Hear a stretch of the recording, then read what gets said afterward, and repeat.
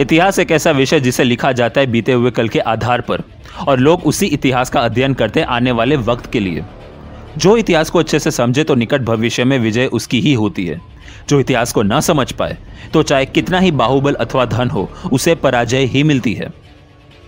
Asia महाद्वीप में एक ऐसा देश है जिसे इतिहासकार ग्रेवयार्ड ऑफ एम्पायर्स कहते हैं, यानी साम्राज्यों का कब्रिस्तान। उस देश का नाम अफगानिस्तान है।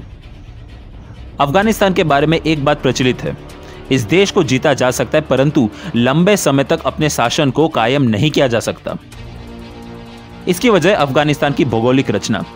अफगानिस्तान के 80% विस्तार पहाड़ों से घिरा हुआ है। पहाड़ और जंगल हमेशा से गोरेला वॉरफेयर का उत्तम चुनाव रहा है।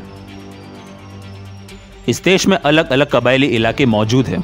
वहां पहाड़ी लोग अक्सर दुश्मनों पर पहाड़ों की ऊंचाई से आक्रमण करते हैं। पहाड़ों के नीचे संघर्ष कर रहे सिपाही उनके लोकेशन का पता लगाने में असफल रह जाते हैं। बात सिर्फ इतनी ही नहीं, जब कोई देश की सेना इन अफगानी लड़ाकों पर आक्रमण करता है तब यही लड़ाकू अलग अलग जगहों में बंटकर छुप जाते हैं। फिर वक्त आने पर उन्हीं सैनिकों के ठिकाने पर कुछ कम समय में हमला करके भाग जाते हैं। हमला कभी कभी इतना घातक होता है कि एक ही झटके में लाखों का नुकसान तक हो जाता है। सबसे पहले इस देश पर अंग्रेजों ने आक्रमण किया। वर्ष 1838 से 1842 तक प्रथम एंग्लो अफगान युद्ध हुआ, जिसमें अंग्रेजों को अपनी सेना वापस लेनी पड़ी। फिर आया वर्ष 1878, जब द्वितीय एंग्लो अफगान युद्ध का आरंभ हुआ। करीब 2 वर्षों तक यह युद्ध चला। इस युद्ध में अंग्रेजों की जीत हुई। ऐसे ही वर्षों तक चलता रहा अफगानी अंग्रेजों के बीच छोटी मोटी लड़ाई। ऐसे करते करते वर्ष 1880 से आया वर्ष 1919, जिसमें अफगानिस्तान का ऐतिहासिक युद्ध हुआ।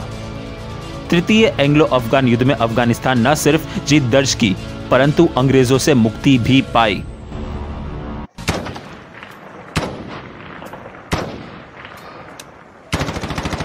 समय बीतने लगा और वर्ष आया 1779, जब अफगानिस्तान की राजनीति में अस्थिरता उत्पन्न हुई। देश की सत्ता पर People's Democratic Party of Afghanistan काबिज थी। हफीजुल्लाह अमीन उस वक्त अफगानिस्तान के राष्ट्रपति थे। पीडीपीए की नेतृत्व में अफगानिस्तान के कायदे कानून में भारी बदलाव आने वाला था। जमीन वितरण, एजुकेशन सिस्टम और कानून व्यवस्था में बदलाव आने लगा। इसी बात ने अफगानिस्तान के कबायली इलाकों में असंतोष का भाव बढ़ने लगा। कई कबायली इलाकों से लोग पीडीपीए का विरोध करने लगे और यही विरोध विद्रोह में परिवर्तित हुआ। इस विद्रोह को रोकने के लिए पीडीपीए ने सोवियत यूनियन का सहारा लिया। 24 दिसंबर 1979 यूनियन और सोवियत सोशल रिपब्लिक यानी यूएसएसआर की सेना ने अफगानिस्तान की तरफ कूच किया। सोवियत फौज ने विद्रोहियों का दमन करना शुरू कर दिया। ऐसे में वक्त के साथ पूरे अफगानिस्तान में यूएसएसआर की हुकूमत बढ़ी। यह बात पूरी दुनिया जानती है कि यूएसएसआर का अगर कोई सबसे बड़ा शत्रु हो तो वो है यूनाइटेड स्टेट्स ऑफ अमेरिका यानी यूएसए। यूएसए ने विद्रोहियों अफगानिस्तान को स्वतंत्रता दिलाने की मदद की, परंतु कोई मानवता हेतु से नहीं बल्कि यूएसएसआर को हराने के लिए। ऑपरेशन साइक्लोन द्वारा अफगानी विद्रोहियों को फंडिंग्स और हथियार पहुंचाया। इस ऑपरेशन को टेबल से लेकर ग्राउंड लेवल तक सीआईए ने एग्जीक्यूट किया। सीआईए की मदद से यूएसए ने फ्रांस और यूके को अपने साथ जोड़ लिया। अफगानी मुजाहिदीन को तीनों देश ने $1 मिलियन और अनगिनत हथियार पहुंचाए। यह तो मॉनेटरी सहायता थी, जबकि लश्करी सहायता पाकिस्तान ने की। मजहब की ऐसी अफीम चटाई कि दुनिया भर के मुस्लिम इस युद्ध में शामिल हुए। इस युद्ध में अगर किसी ने ज्यादा नाम कमाया था तो वो था ओसामा बिन लादेन। यूएसए ने मजहब की ऐसी अफीम चटाई की आजादी की लड़ाई लड़ रहे मुजाहिदीन आतंकवादी कब बन गए ये कोई नहीं जान पाया। 15 फरवरी 1979 यूएसएसआर ने अफगानिस्तान से अपनी सेना वापस ली। इसी के साथ यूएसएसआर भंग हुआ और अफगानिस्तान आजाद हुआ। लेकिन वो पुरानी कहावत है ना कि अगर जहरीले सांप को पालोगे तो वो कुछ वक्त तक हथियार के लिए काम जरूर आएगा, परंतु एक दिन वो मालिक को अवश्य डसेगा। जिस मुजाहिदीन को आतंकवादी बनाया यूएसए ने, उसी आतंकवादी ने अपना रंग वर्ष 2001 में यूएसए को भी दिखाया। 11 सितंबर 2001 में न्यूयॉर्क के ट्विन टावर पर आतंकी हमला हुआ। यह हमला इतना भयानक था कि इसमें करीब 3000 लोगों की मौत और 25,000 से भी अधिक लोग घायल हुए। इस आतंकी हमले का मास्टरमाइंड ओसामा बिन लादेन था। Osama bin Laden Saudi Arabia का नागरिक था जिसने CIA की मदद से अल कायदा को मजबूत किया और सोवियत सेना के खिलाफ बढ़ चढ़कर अफगानिस्तान सोवियत युद्ध में हिस्सा लिया।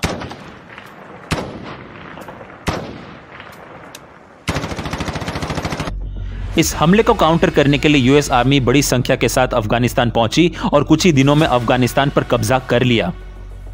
वह यूएसए की जीत तो थी, परंतु अफगानिस्तान के इतिहास को याद न करके आने वाले समय में बड़े पराजय की शुरुआत भी कर दी। कुछ दिनों तक अल कायदा, तालिबान और अन्य संगठनों की तरफ से कोई प्रकार की प्रतिक्रिया न हुई। लगने लगा था कि यूएसए इतिहास बदल देगा।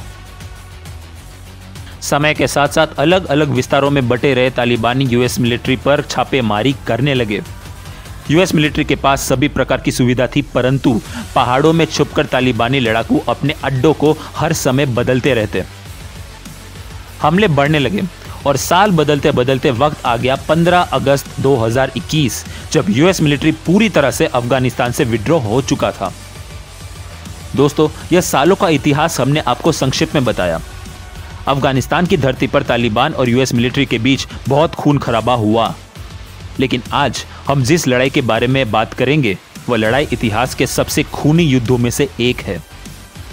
अफगानिस्तान के नूरिस्तान प्रोविंस में स्थित इस खूनी युद्ध का नाम है बैटल ऑफ कामदेश। 3 अक्टूबर 2009 कामदेश गांव में स्थित करीब 400 से भी अधिक तालिबानी लड़ाकों ने यूएस मिलिट्री के आउटपोस्ट को घेर लिया। मात्र 80 यूएस सोल्जर्स और उनके सामने 400 तालिबानी फाइटर्स। इस लड़ाई में यूएस मिलिट्री का साथ दे रहे अफगानिस्तान सोल्जर्स युद्ध से भाग खड़े हुए। आउटपोस्ट के चारों तरफ पहाड़ था और ऐसी परिस्थिति में ऊंचाई से हमला कर रहे तालिबानी लड़ाकों के लिए यह सबसे आसान लड़ाई थी। परंतु वो कहते हैं ना कि सालों साल में एक ऐसा युद्ध तो होता ही है जिसमें मुट्ठी भर की सेना बड़ी संख्या में खड़ी सेना पर हावी हो जाती है। जहां अफगानिस्तान से विड्रॉ कर चुकी यूएस मिलिट्री को एक तरफ हार का अफसोस है, तो दूसरी तरफ बैटल ऑफ कामदेश में हुए घटना पर आज भी गर्व है। क्या हुआ था बैटल ऑफ कामदेश में? क्या परिणाम होगा इस युद्ध का? जानने के लिए बने रहिए वीडियो बैटल ऑफ कामदेश में।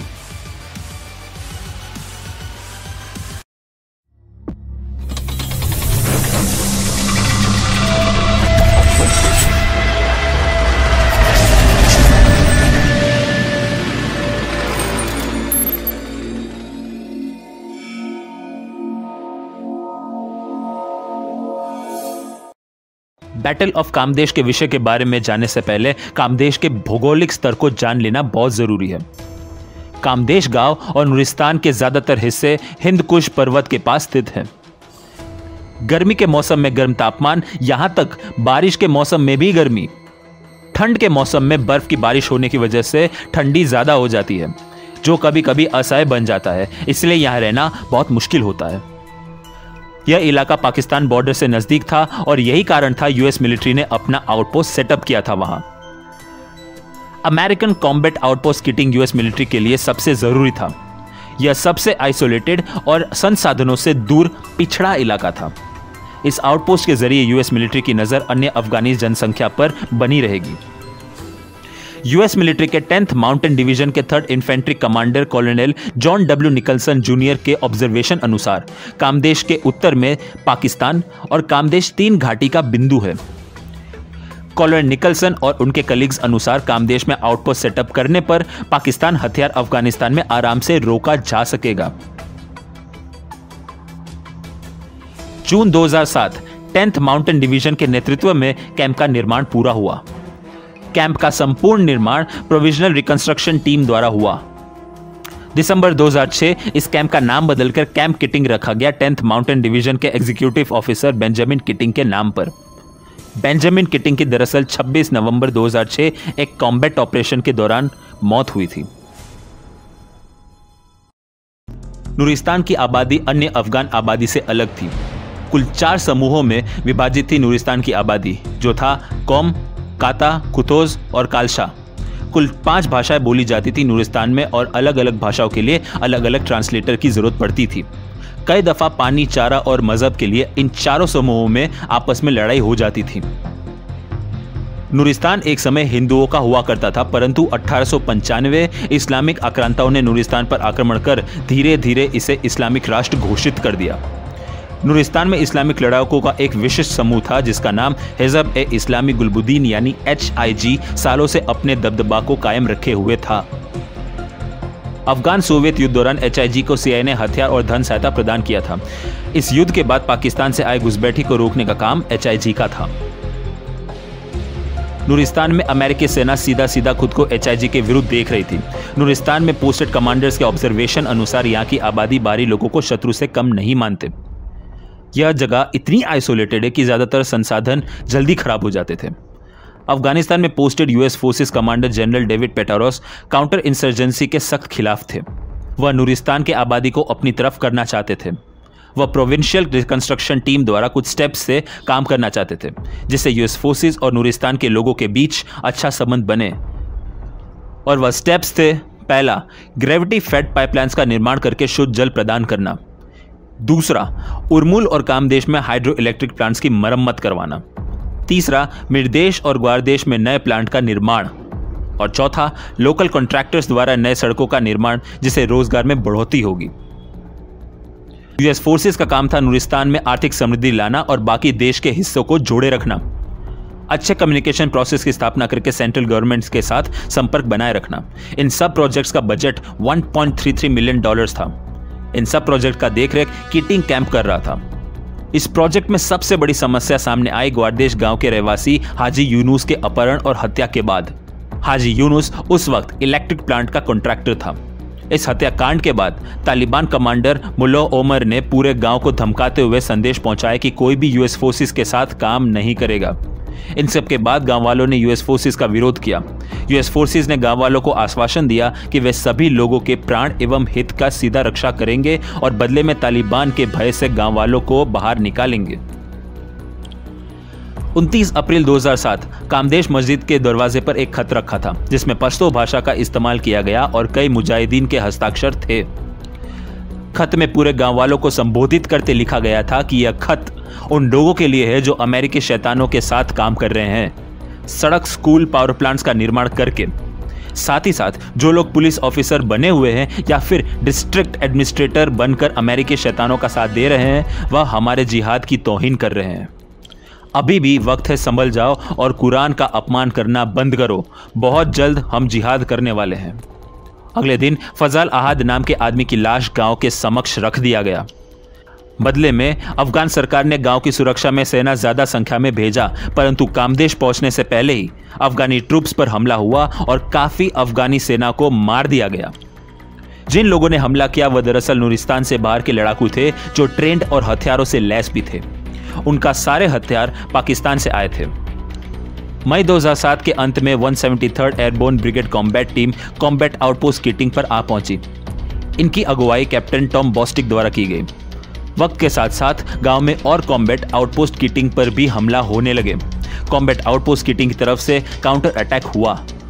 26 जुलाई 2007 नूरिस्तान के सारत कोहे में तालिबान ने US फोर्सेस पर हमला किया।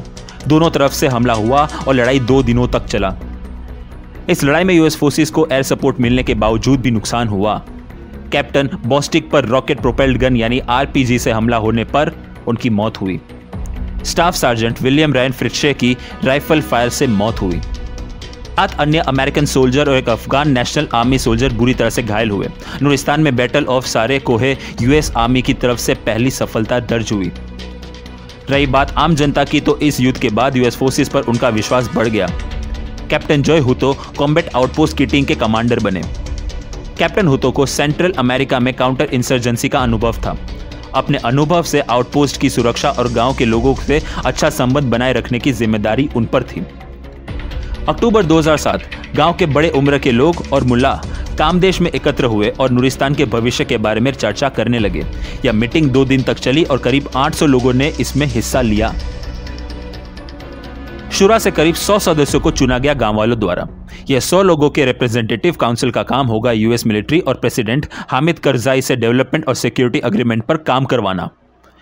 नवंबर 2007 से जनवरी 2008 तक शुरा काउंसिल के लोगों ने घर घर जाकर लोगों को आश्वासन दिया कि तालिबान का जिहाद खत्म हो चुका है और लोकल गवर्नमेंट अपने वादे को पूरा करेगी गांव में अमन और शांति लाकर।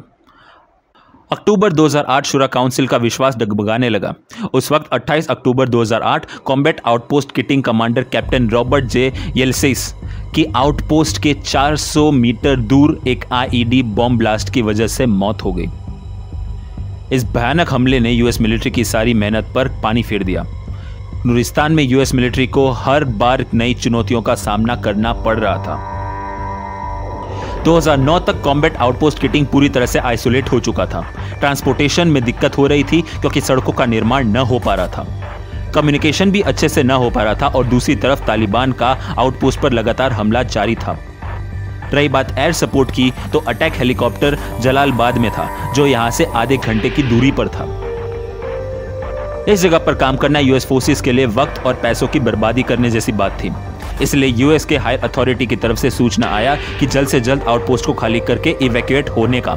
यह खबर यूएस फोर्सेस ने गांव वालों तक पहुंचाई। यूएस के 61 कैवेलरी रेजिमेंट 3rd स्क्वाड्रन के ब्रेवो ट्रूप ने आउटपोस्ट को अपने नियंत्रण में ले लिया। इसी के साथ अफगान नेशनल फोर्सेस के चेक पॉइंट, रोड ब्लॉक्स और अन्य इलाकों को अपने नियंत्रण में ले लिया। अगस्त 2009 तक आउटपोस्ट खाली कर देने का ऑर्डर मिला, लेकिन नजदीकी डिस्ट्रिक्ट में मिलिट्री ऑपरेशन होने की वजह से आउटपोस्ट को खाली करने की तारीख पोस्टपोन हो गई। यूएस फोर्सेस ने सोचा कि तब तक एक आखिरी प्रयास कर लिया जाए लोगों के साथ मिलकर इंफ्रास्ट्रक्चर पर काम करने के मामले में। आउटपोस्ट पर काम कर रहे सोल्जर्स को गांव के कुछ खबरी लोगों से खबर मिली कि तालिबान जो रोज उन पर हमला करता था, दरअसल उनके सोल्जर्स के लोकेशन और वॉर टैक्टिक्स का पता लगाने के लिए करता था। बहुत जल्द कम समय में तालिबान इस आउटपोस्ट पर बड़े स्केल पे हमला करेगा और यह हमला तब तक जारी रहेगा जब तक आउटपोस्ट में रह रहे सभी सोल्जर मारे न जाएं। गांव वालों के दिए गए इस रिपोर्ट पर सोल्जर ने कोई प्रतिक्रिया न दी और न ही कोई इलेक्ट्रॉनिक इंटेलिजेंस द्वारा वेरीफाई किया। इस रिपोर्ट को पूरी तरह से खारिज कर दिया गया। यूएस फोर्सेस की यही हरकत एक बड़ी मुसीबत को जन्म देने वाला था। कॉम्बैट आउटपोस्ट किटिंग जो 3 तरफ पहाड़ों से घिरा हुआ था, जल्द ही एक बड़े हमले से खत्म होने वाला था। तालिबान के लिए आसान काम होने वाला था क्योंकि वह 3 तरफ से पहाड़ों की ऊंचाई पर से हमला करेगा। करीब 80 यूएस सोल्जर्स 300 से भी अधिक तालिबान लड़ाकों से भिड़ेंगे। 3 अक्टूबर 2009 सुबह 3 बजे करीब 350 तालिबान लड़ाकों ने जल्द से जल्द गांव वालों को जगह खाली कर देने का हुक्म दिया। सुबह 6 बजे पहाड़ की ऊंचाई से तालिबान ने मोर्टार्स और आरपीजी की बौछार आउटपोस्ट पर की। मात्र 2 मिनट में यूएस फोर्सेस को पहली कैजुअलिटी मिली। उनके ऑब्जर्वेशन पोस्ट को टारगेट बनाया गया था। आउटपोस्ट में 79 US soldiers, 42 Afghan national army soldiers और 2 लटावियन मिलिट्री सोल्जर्स थे। हमलावरों को मुंहतोड़ जवाब यूएस सोल्जर्स ने देना शुरू कर दिया। मात्र 48 मिनट में हमलावरों ने आउटपोस्ट किटिंग की परिधि सुरक्षा को पार कर लिया। तालिबानी हमलावरों ने आउटपोस्ट को घेर लिया और वह अंदर तक आने लगा। यह सब देख अफगान नेशनल आर्मी के 42 सोल्जर्स डर गए और भागने की तैयारी करने लगे। लटावियन मिलिट्री के फर्स्ट सर्जन जैनिस लैकिस और कॉर्पोरल मार्टिन डोबोल्निस लगातार अफगान सोल्जर्स को समझाने में लगे हुए थे कि उनका साथ दे और जंग से ना भागें, परंतु उनकी मेहनत विफल रही। कायर की तरह पीठ दिखाकर वह 42 अफगानी सोल्जर्स मैदान छोड़कर भाग गए। वह सिर्फ कायर की तरह न भागे बल्कि यूएस सोल्जर्स के जरूरी सामान जैसे कैमरा, प्रोटीन ड्रिंक्स और खाने पीने का जरूरी सामान लेकर भागे। शायद इनकी यही हरकत देखकर अनुमान लगाया जा सकता है कि क्यों आज अफगानिस्तान कायर फौज की देन से तालिबान के सामने घुटने टेका हुआ है। अब तालिबानी हमलावर आउटपोस्ट के सुरक्षा को नष्ट करके अंदर घुसा। लड़ाई के 3 घंटे हुए। आउटपोस्ट पूरी तरह से हाथ से जाता नजर आ रहा था। उसी वक्त उपस्थित टीम को लीड करने की जिम्मेदारी स्टाफ सर्जन क्लिंटन रोमेशा ने ली। क्लिंटन रोमेशा के साथ 35 सोल्जर्स थे और सभी चारों तरफ से चल रहे फायरिंग्स के बीच फंसे थे। रोमेशा इंटरनेशनल सिक्योरिटी असिस्टेंस फोर्स को अपने साथ कोऑर्डिनेट करने के लिए आगे बढ़ा। ISAF उन तक पहुंचे कि उससे पहले पहाड़ों की ऊंचाई से तालिबान स्नाइपर का हमला हुआ। रोमेशा अपने साथ 5 सोल्जर्स को लेकर आगे बढ़े और भारी हमलों के बीच से गोलियों से बचकर पोजीशन सेट किया। फिर भी ऊपर से उन पर गोलियां चल रही थी। सबसे पहले रोमेशा ने तालिबानी मशीन गन टीम को मार गिराया, लेकिन उसी वक्त उन पर RPG से हमला हुआ और वो सीधा जमीन पर गिर गए। उनके नेक, शोल्डर और आर्म्स पर भी भारी चोट पहुंची। कैसे भी करके कुछ कदम आगे बढ़े ही थे कि एक हैंड ग्रेनेड उनके पास फटा। दोबारा घायल शरीर के साथ गिरे रोमेशा के लिए एक भी कदम आगे बढ़ना मुश्किल था। घायल होने के बावजूद रोमेशा ने हमला जारी रखा और तालिबानी स्नाइपर्स को मारकर सभी टीम मेंबर्स को रिजॉइन किया। रही बात सोल्जर्स को एमिनेशन प्रोवाइड करने की, तो उसकी जिम्मेदारी स्टाफ सार्जेंट टी.वाई. माइकल कार्टर की थी। लड़ाई के पहले आधे घंटे में आरपीजी के फायर की वजह से कार्टर को भारी चोट लगा था। कार्टर खुला फायरिंग जोन के बीच कई दफा एमिनेशन लेकर मिलिट्री ट्रक तक पहुंच जाते थे। कार्टर अपने काम को सही तरह से कर रहे थे, लेकिन उनकी नजर उनके साथी स्टीफन ली मैस पर पड़ी, जिसे गोली लगी और वो घायल पड़ा खुले फायरिंग जोन में पड़ा हुआ था। 100 नहीं बल्कि 1000% तय था कि वहां अगर कोई गया तो जिंदा नहीं लौटेगा, क्योंकि हर सेकंड 20 से भी अधिक बुलेट्स वहां फायर हो रहे थे। कार्टर ने अपनी जान की परवाह न की और स्टीफन ली हैस को अकेले उठाकर मिलिट्री ट्रक में वापस लेकर आए। फिर अपने दूसरे साथी के साथ स्ट्रेचर पर स्टीफन को लेकर 100 मीटर ओपन फायर जोन में भागकर बचाया। कार्टर और रोमेशा उस मौत के मैदान में तालिबान का डटकर सामना कर रहे थे। आउटपोस्ट के आधे से ज्यादा हिस्से नष्ट हो चुके थे। काफी घंटों के इंतजार करने के बाद आखिर में यूएस फोर्सेस को एयर सपोर्ट मिला। कुछ attacking helicopters, A-10 fighter aircraft, B-1 bomber और F-15 फाइटर जेट्स ने दुश्मनों पर हमला किया। उस समय वहां के लोकल मस्जिद को नष्ट कर दिया गया, जहां 30 से भी अधिक तालिबान लड़ाकू पोजीशन सेट करके आक्रमण कर रहा था। कुछ ही मिनट बाद कैप्टन माइक पॉलिडर के नेतृत्व में 2 F-15 फाइटर जेट्स ने अलग जगहों पर एयर स्ट्राइक की। उसके बाद 19 एयरक्राफ्ट ने बॉम्बिंग और सर्विलेंस का काम किया। 10 घंटों की लड़ाई के बाद तालिबानी लड़ाकू पीछे हटे। 12 घंटे बीत गए, लेकिन quick reaction forces from 1 battalion 32 infantry regiment के लोग आउटपोस्ट नहीं पहुंचे।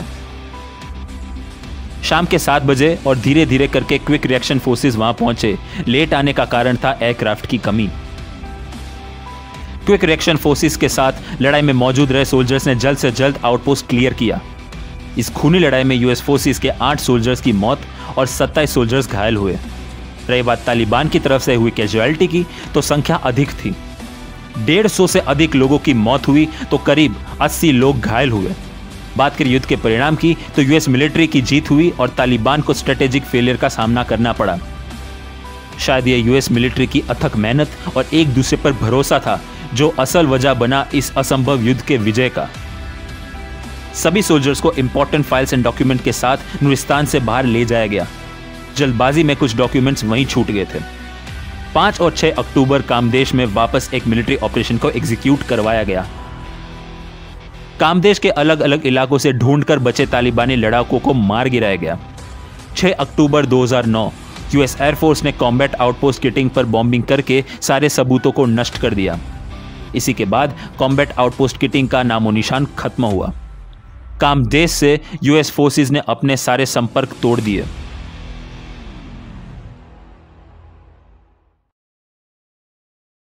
कॉम्बैट आउटपोस्ट किटिंग में हुए घटना पर यूएस सेंट्रल कमांड ने इस मामले पर इन्वेस्टिगेशन प्रोसीजर कंडक्ट की। इस इन्वेस्टिगेशन प्रोसेस को लीड करने की जिम्मेदारी यूएस आर्मी जनरल गाय स्वॉन की थी। जनरल गाय स्वॉन ने इस इन्वेस्टिगेशन प्रोसेस को अच्छे से लीड किया। जून 2011 पब्लिक के समक्ष इन्वेस्टिगेशन रिपोर्ट को प्रस्तुत किया गया। इस रिपोर्ट में लड़ाई के वक्त खुद को और आउटपोस्ट को बचाने के लिए तालिबान से डटकर मुकाबला करने के लिए सभी सोल्जर्स का सम्मान किया गया।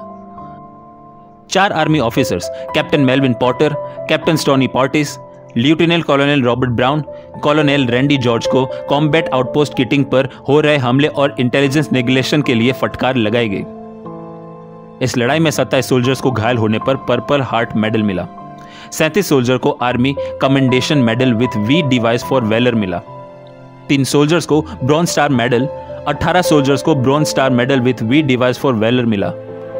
9 सोल्जर्स को सिल्वर स्टार फॉर वेलर मिला। स्टाफ सार्जेंट जस्टिन गेलगोस को सिल्वर मेडल मिला, लेकिन आगे जाकर उसे बदलकर डिस्टिंग्विश सर्विस क्रॉस दिया गया।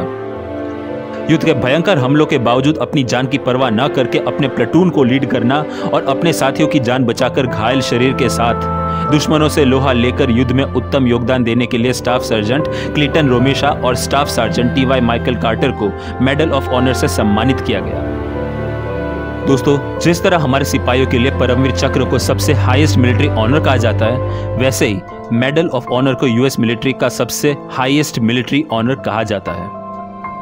50 सालों में पहली बार ऐसा हुआ था कि यूएस मिलिट्री के इतिहास में जब एक ही युद्ध में 2 जीवित सिपाहियों को मेडल ऑफ ऑनर मिला। अपने अनुभव को साझा करते हुए स्टाफ सार्जेंट कार्टर का कहना था कि इस सम्मान से भी अधिक सम्मान था साथियों के साथ मिलकर दुश्मनों से डटकर मुकाबला करना। कई दफा कार्टर अपने पीड़ा को व्यक्त करते हुए कहते कि उन्हें जिंदगी भर का अफसोस रहेगा अपने साथी स्टीफन ली मैस के मौत का, जिसे शायद वे बचा सकते थे।